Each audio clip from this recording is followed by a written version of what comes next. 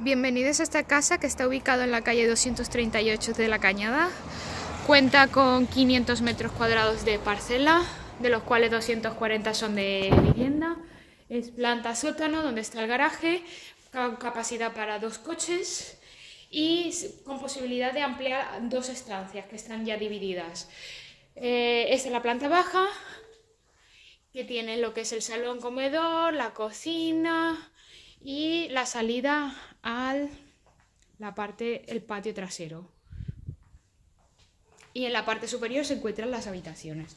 Aquí abajo encontramos un aseo y esto es la cocina independiente que se quedaría con los mobiliarios.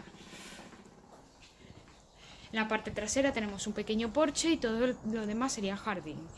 Los vecinos de los alrededores han podido construir una piscina, por lo tanto tiene capacidad para poder construir una piscina, aunque actualmente no la tenga.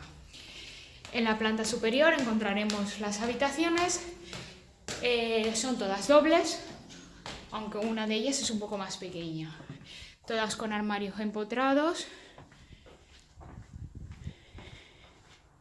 Esta es una habitación doble con su armariada y un pequeño balcón que da a la calle de acceso.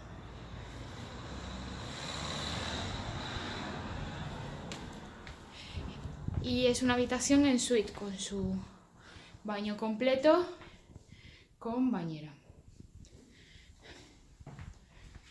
Aquí tenemos 2 habitaciones que dan al patio trasero, también dobles, con su armariada, muy grande.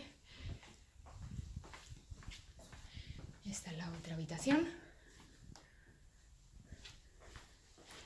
aunque actualmente tiene una cama individual, pero es una habitación doble.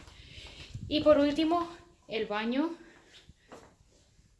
extra que hay en la parte superior, también con bañera. Bueno, si estáis interesados en visitar esta vivienda, por favor, llamarnos a la web o contactarnos por teléfono. Muchas gracias.